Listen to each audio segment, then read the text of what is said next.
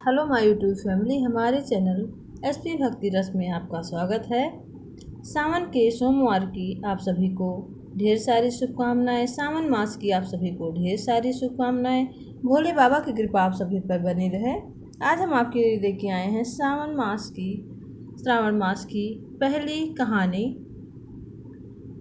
यह कहानी श्रावण मास में सुनने से प्रभु प्रसन्न होते हैं और भोले बाबा की कृपा सब पर बनी रहती है। तो कहानी पूरा जरूर सुनिएगा। एक साहूकार था जो भगवान शिव का अनन्य भक्त था। उसके पास धन धान किसी भी चीज की कमी नहीं थी, लेकिन उसकी कोई संतान नहीं थी और वह इसी कामना को लेकर रोज शिव जी हर हर महादेव के मंदिर में जाकर दीपक जलाया करता था।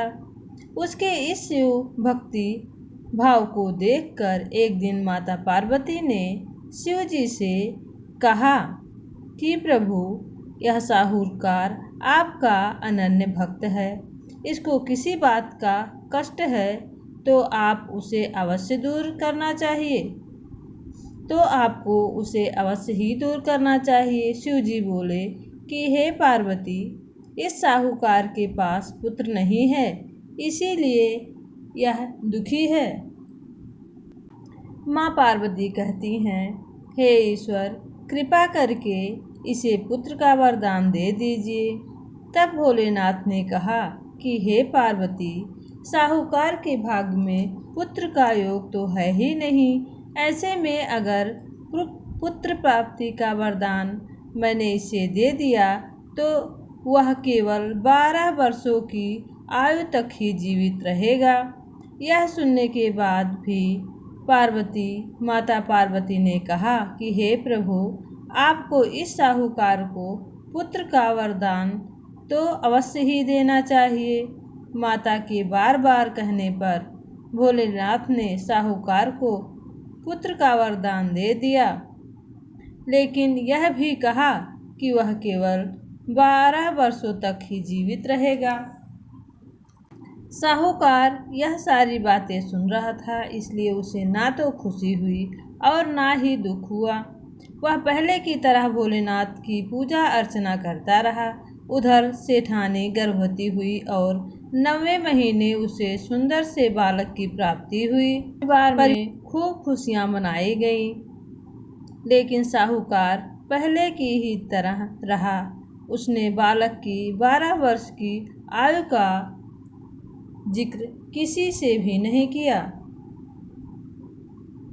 जब बालक 11 वर्ष की आयु का हो गया तो एक दिन साहूकार की सेठानी ने बालक के विवाह के लिए कहा, तो साहूकार ने कहा कि वह अभी बालक को पढ़ने के लिए काशी जी भेजेगा। इसके बाद उसने बालक के मामा जी को बुलाया और कहा, इसे काशी पढ़ने के लिए ले जाओ और रास्ते में जिस भी स्थान पर रुकना वहाँ यज्ञ करते और ब्राह्मणों को भोजन कराते हुए आगे बढ़ना। उन्होंने भी इसी तरह कहे अनुसार करते हुए जा रहे थे कि रास्ते में एक राजकुमारी का विवाह था। जिसने उसका विवाह होना था वह एक आँख से काना था। तो उसके पिता ने जब अति सुंदर साहूकार के बेटे को देखा तो उसके मन में आया कि क्यों ना इसे ही घोड़ी पर बिठाकर शादी के सारे कार्य संपन्न करा दिया जाए। और उन्होंने मामा से भी बात की और कहा इसके बदले में वह उन्हें अथाह धन संपत्ति देंगे। इसके बाद साहूकार का बेटा विवाह की वेदी पर बैठा और जब विवाह कार्य संपन्न हो गया तो जाने से पहले उसने राजकुमारी की चुंदरी के पल्ले पर लिखा कि तेरा तो मेरे साथ विवाह तो मेरे साथ हुआ, लेकिन जिस राजकुमार के साथ भेजेंगे वह तो एक आँख का काना है। इसके बाद वह अपने मामा के साथ काशी के लिए चला गया। उधर जब राजकुमार ने अपनी चुन्नी पर यह लिखा हुआ पाया उधर जब राजकुमारी ने अपनी चुन्नी पर लिखा हुआ यह पाया तो उसने राजकुमार के साथ जाने से मना कर दिया। तो राजा ने भी अपनी पुत्री को बारात के साथ विदा नहीं किया। बारात वापस लौट गई। उधर मामा और भांजे काशी पहुंच गए। एक दिन जब मामा ने यज्ञ रचा गया और भांजा बहुत देर तक बाहर नहीं आया, तो मामा ने अंदर जाकर देखा तो भांजे के प्राण निकल चुके थे। वह बहुत परेशान हुए, लेकिन सोचा कि अभी रोना पीटना मचाया तो ब्राह्मण चले जाएंगे और यज्ञ कार्य अधूरा रह जाएगा। यह यज्ञ संपन्न हुआ तो मामा ने रोना पीटना शुरू किया। उसी समय शिव पार्वती उधर से जा रहे थे, तो माता पार्वती ने शिव जी से पूछा, हे प्रभु, यह कौन रो रहा है? तभी उन्हें पता चलता है कि यह तो भोलेनाथ के आशीर्वाद से जन्मा साहूकार का पुत्र है। तब माता पार्वती कहती हैं कि हे स्वामी, इसे जीवित कर दीजिए, अन्यथा रोते रोते इसके माता पिता के प्राण निकल जाएंगे। तब भोलेनाथ ने कहा कि हे पार्वती, इसकी आयु इतनी ही थी, सो वह भोग चुका है। लेकिन माँ के बार बार आग्रह करने पर भोलेनाथ ने उसे जीवित कर दिया। लड़का ओम नमः शिवाय करते हुए जी उठा और मामा भांजे दोनों ने ईश्वर को धन्यवाद दिया और अपनी नगरी की ओर लौट चले। रास्ते में वही नगर पड़ा और राजकुमारी ने उन्हें पहचान लिया। तब राजा ने राजकुमारी को साहूकार के बेटे के साथ बहुत सारे धन धान देकर विदा किया। उधर साहूकार और उनकी पत्नी छत पर बैठे थे। उन्होंने यह प्रण कर रखा था कि यदि उनका पुत्र सकुशल ना लौटा तो वह छत से कूदकर अपने प्राण दे देंगे। तभी लड़के के मामा ने आकर साहूकार के बेटे और बहू के आने का समाचार सुनाया, लेकिन वे नहीं माने। तो मामा ने शपथ पूर्वक कहा। तब तो दोनों को विश्वास हुआ और दोनों अपने बेटे बहू के स्वागत के लिए आए। उसी रात साहूकार को स्वप्न ने शिव जी के दर्शन दिया।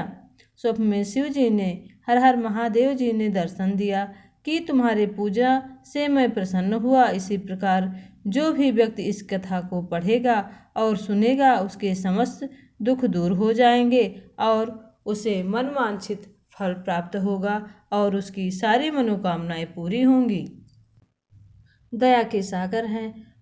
उनकी भक्ति जो मन भाव से करता है, भक्ति भावना मन से करता है, उसकी सारी मनोकामनाएं पूरी होती हैं। श्रावण मास में भगवान शिव को अभिषेक करें, उन्हें सफ़ेद चंदन लगाएं, भांग धतूरा और बेलपत्र चढ़ाएं, घी का दीपक जलाएं और सावन सोमवार की व्रत कथा जरूर सुननी चाहिए। पूरी कथा सुनने से भोलेनाथ की कृपा प्राप्त होती है और सभी मनोकामनाएं पूरी होती हैं। श्रावण मास में हम आपके लिए ऐसे ही कथाएं लेकर आते रहेंगे। प्लीज़ चैनल को लाइक शेयर सब्सक्राइब करिए और कमेंट बॉक्स में कमेंट करना ना भूलिएगा। तो अगली कहानी के लिए बेल आइकन को प्रेस ज़रूर करिएगा, जिससे सारे नोटिफिकेशन आपको मिल सकें, मेरे आने वाले सारे वीडियो आप तक पहुंच सकें। भोलेनाथ की कृपा आप सब पर बनी रहे, आप लोग सदा हंसते मुस्कुराते रहें। तब तक के लिए ओम नमः शिवाय, ओम नमः शिवाय। जय भोले बाबा, जय मां सती जी की जय।